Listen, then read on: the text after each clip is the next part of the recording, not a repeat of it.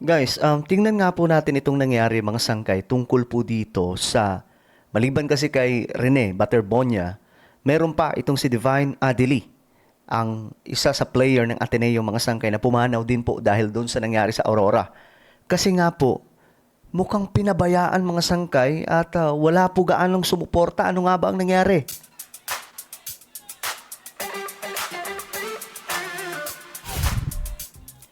So alam niyo naawa ako mga sangkay dito kay kung gaano ka sigabo ang suporta natin kay Rene. Kabaliktaran na po, naman po ang nangyari dito kay nakakalungkot mga sangkay no itong nangyari kay Adili.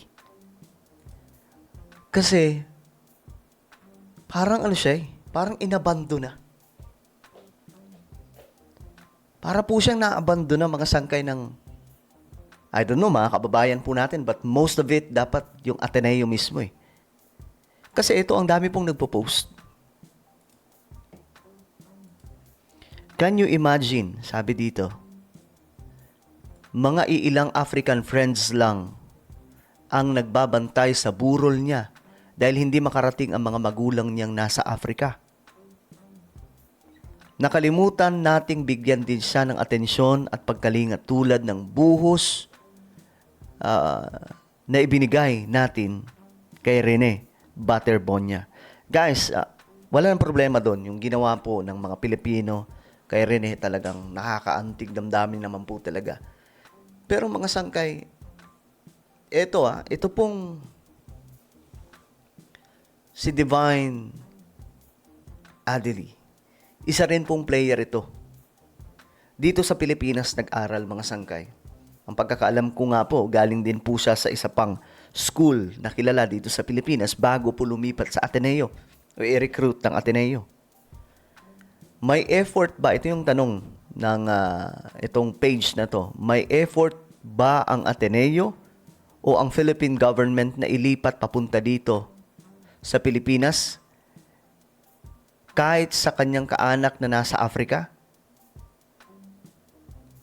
Pero ang alam ko, mga sangkay, ita-transfer po si Adili papunta po doon sa kanyang family mga sangkay, no? Mahirap lang ang pamilya ni Divine Adili sa Nigeria. Siguro sobrang sakit para sa kanyang mga magulang na wala sa kanyang tabi sa ganitong pangyayari.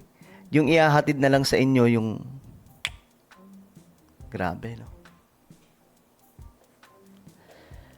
So ayon po dito, sa side note, naglaro pa siya ng basketball noong high school para sa New Era University at lumipat na lang sa Ateneo nitong college. So hindi pala mga sangkay, hindi lang talaga siya galing Ateneo. Galing din po siya sa New Era University. Nakakalungkot lang kasi parang ang natin. Kahit ako na-guilty din ako eh. No? Kaya lahat po ng mga vlogs ko mga sangkay about sa kanila. Lagi kong binabanggit kasama po itong si Adili. Kasi, guys, he is alone. No? Sa ating bansa. Kasi ngayong family niya, nasa Nigeria. Hindi naman po sila mayaman. Kaya nga hindi po sila nakapunta dito kasi hindi naman po sila ganun kayaman. Ayan, ang dami pong nag-share po na ito. Share na rin po natin. Grabe. May nagsabi na kahit parehas na silang may nagsabi daw na kahit parehas na daw po silang lumulubog at that time ni Rene, tinry pa rin daw po ni Adeline na iligtas si Rene. And heartbreaking yun. At ito pang malupit mga sangkay. May balita kasi. Adele reportedly still had a pulse, no? May pulso pa po siya. Footage raises questions over interrupted CPR for Baterbonia. Ayan, new accounts from Ateneo de Manila University basketball players have raised further questions about the emergency response following the incident. Actually, narinig ko rin po yun na may pulso pa po nung dinala daw po doon sa ibabaw ng tubig itong si Adelie, may pulso pa. Pero hindi ko alam anong procedure ng kanilang ginawa. Inilabas po ng dalawang player ng Ateneo, mga sangkay. So nakakalungkot. Alam nyo, kahit anong gawin natin dito, magkwentuhan tayo about dyan, hindi na po natin mababalik yung kanilang mga buhay, mga sangkay. No? And that is very, very sad na reality. Talaga nakakalungkot, mga sangkay. That's why sana mabigyan ito ng aksyon. Yung Ateneo, ibuhos din po yung suporta. Kung paano po sinuportahan si ang ating MVP na si Rene, dapat ganun din po ang gawin kay Adelie. Kung paano po sumuporta sila, kung paano po sila pumisita, pumunta kay. Sana ganito din po ang ginawa nila kay Adelie. Nakakalungkot, no? Nakakalungkot. Alam nyo kung bakit naging nabuhos na lang din ang kay Rene? Kinukuyog na po yung Ateneo ng taong bayan eh. Kaya napilitan na lang din siguro sila. Pero dito kay Adelie, siguro parang wala yung kamag-anak, walang nag-aano dito. Pero sana may tumulong, no, sa gobyerno natin. Mula sa government po natin. Kahit sinong, ang daming mga opisyal dyan eh. 'Di ba? Tumulong man lang na yung mga kamag-anak ni Adelie papuntahin dito sa Pilipinas. Tapos, para maasikaso ba? 'Di ba? Ang dami, may mga congressman. May mga senador. Mayor. Sa tingin ninyo, walang pera yun?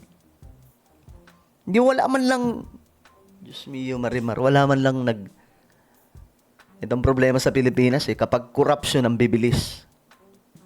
Kapag flood control ang bibilis ng mga kakapal na mukha eh. Pero kapag kakawang gawa na sa kapwa-tao, wala eh. Nakakalungkot, no? Sana man lang binigyan po nila ng pagkakataon yung family na makater na maayos si Adelie. Kita nyo mga sangkay? Due to financial constraints, none of Divine Adelie family members were able to attend his wake in the Philippines. His remains will now be repatriated to Nigeria, where he will be laid to rest by his loved ones. So, dadalhin na po siya doon. Nakakalungkot. Ay, nako po. So, well, anong ginawa ng Ateneo kay Divine Adelie? Yan yung tanong natin. At ano pa ang kanilang gagawin? Anong inyong opinion? Comment down below. Meron tayong YouTube channel. Ito po yung Sangkay Revelation. Hanapin nyo po ito sa YouTube ngayon din. Kapag nakita nyo na, i-click nyo po yung subscribe, i-click ang bell, at i-click nyo po yung all. Ako na po yung magpapaalam. Mag-iingat pong lahat. God bless everyone.